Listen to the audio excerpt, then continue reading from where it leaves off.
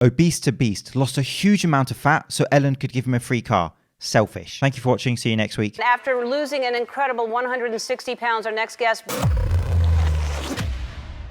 Welcome to the Positive Health Message playlist. Welcome to Shredder Sports Science. I sing really well in the shower, trust me. And firstly, thank you for watching my last video, a little light-hearted poke at some fitness industry silliness.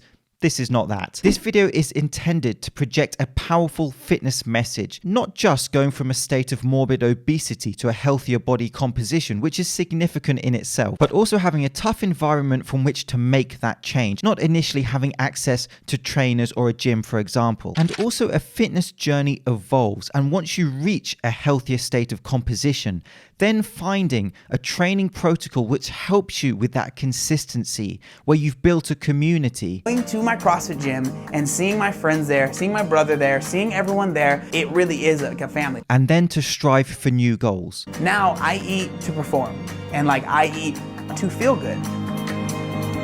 That is the powerful fitness message of Obese to Beast. And yes, I'm going to continue to call him Obese to Beast throughout this whole video because it sounds way cooler than John. Obese to Beast. Real name John. A guy who's braver than me, who posts picture of his loose skin and essentially says these are his battle scars. This is his journey and he feels comfortable in his skin. And also this video is not just about obesity. This can be applied to other body recompositions from certain states to healthier states.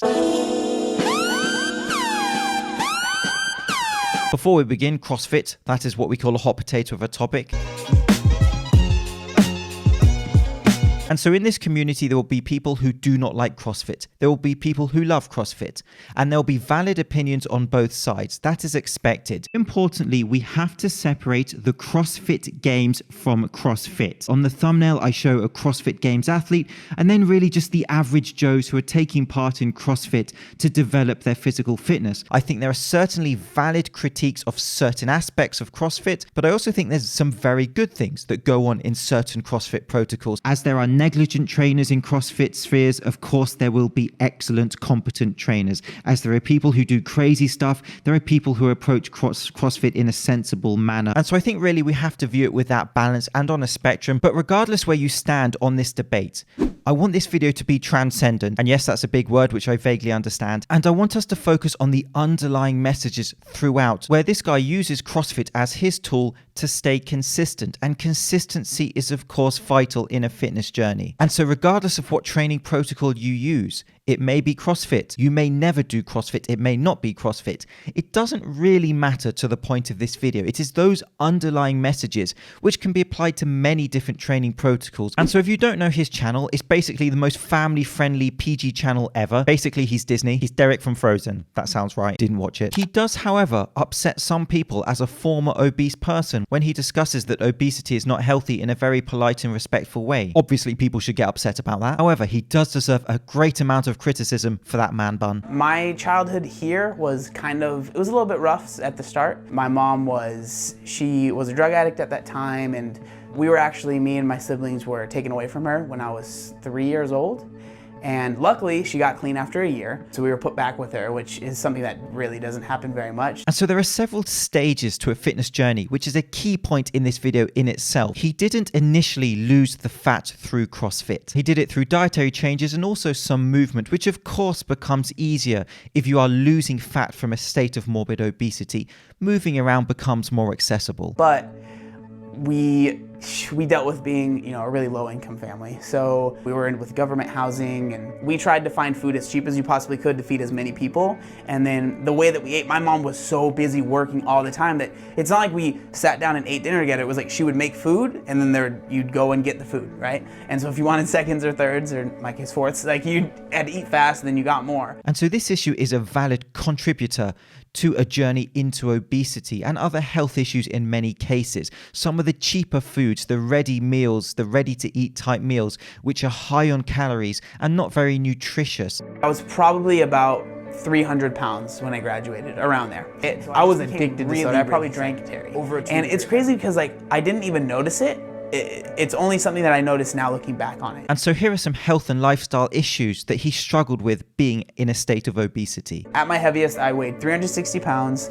I was wearing a size 5XL shirt and 56-inch pants. My feet started to really scab. I was definitely I had really black eyes, And as anybody when they're that heavy, it was just really lethargic, really just no energy. This sounds crazy, but I was 20 years old and I was literally terrified of being home alone. To be fair, Joe Pesci trying to rob my house would terrify me too. Because I was like, if I have a heart attack and nobody's here, what am I gonna do? And I was 20. Trying to keep it a little bit lighthearted, but to wrap up his very serious journey into obesity, he says this. I just felt like there was nothing I can do. I got to a point at my heaviest where I was okay with dying before I was 40. In my head, I realized this is my fault. Like, I'm doing this to myself. The choices I'm making have got me to this point, so I just need to make different choices and see where I can go, right? I'm gonna wake up tomorrow and I'm gonna start, this is it. I implemented what I call the common sense diet. Cut out soda, cut out junk food, and cut out fast food. And much of health and fitness is essentially common sense. But sadly, in many cases, the health and fitness industry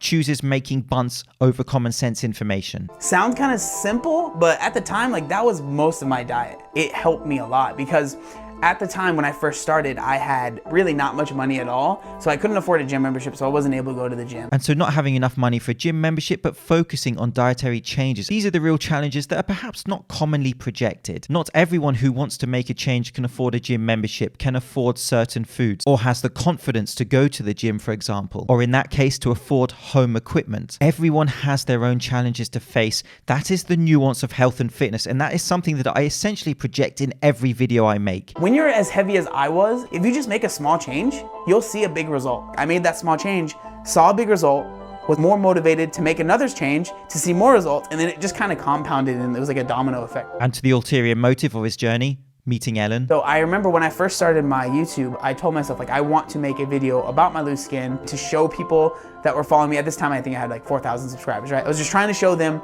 the question they were asking. I put it up and then it just blew up and went completely viral. And I love this young man. After losing an incredible 160 pounds, our next guest bravely posted a video of himself revealing his biggest insecurity. When I ended that video and I said, I'm comfortable in my skin, I meant that. I am comfortable in my skin, and I love this skin. The skin is a battle scar from where I've been and where I was. I made it so I was that big. You know what I mean? That was a choice I made. And it was a choice that I made to get smaller. And so he did a physique show as a challenge, but essentially that wasn't compatible with someone who's gone from a state of morbid obesity, one extreme, to perhaps another extreme. And he talks about his binge eating disorder. So perhaps physique competitions are not the most sustainable thing for him to do. And this is where he transitioned to CrossFit, which is something which he found helped him with his sustainability. People, of course, can make their own decisions, and this is why he decided to go the CrossFit route. And it's funny because he actually met his girlfriend now at the show, and she did CrossFit. He was kind of interested in it. He was interested in her. Chasing the ladies, classic. And he started doing it. Seeing how much he fell in love with CrossFit, he was in right at the start. I ended up going to his gym. I just fell in love with it. And so his brother got him into it, and here are the transcendent messages that I want to project. And this, of course, could be from CrossFit or another training protocol. CrossFit has that community aspect of you are doing the same workout as all these other people, you're suffering together, and it makes the gym less of an isolated thing. Especially being a YouTuber, I'm alone a lot of the day. Going to my CrossFit gym and seeing my friends there, seeing my brother there, seeing everyone there, it really is a family. And I'm sorry, I don't care if you love or hate CrossFit, that is a beautiful message. And when it comes to that simple element of enjoying your training, of course that's extremely important in a sustainable fitness journey. And so firstly, as this is getting a bit commercially, I know, it's not as though it's just all bells and whistles and flowers and rainbows and this guy does CrossFit and everything's brilliant. Of course there's going to be disadvantages. Of course there's going to be tough issues. Of course there may be setbacks. And of course we have to think analytically. I've been able to do a muscle up. All of these things, as silly as it sounds, I never thought I would do ever with my body. And I'm still learning stuff daily. But the things that he can do now that he thought he would never do is an inspiring message. Now I eat to perform, and I eat to feel good.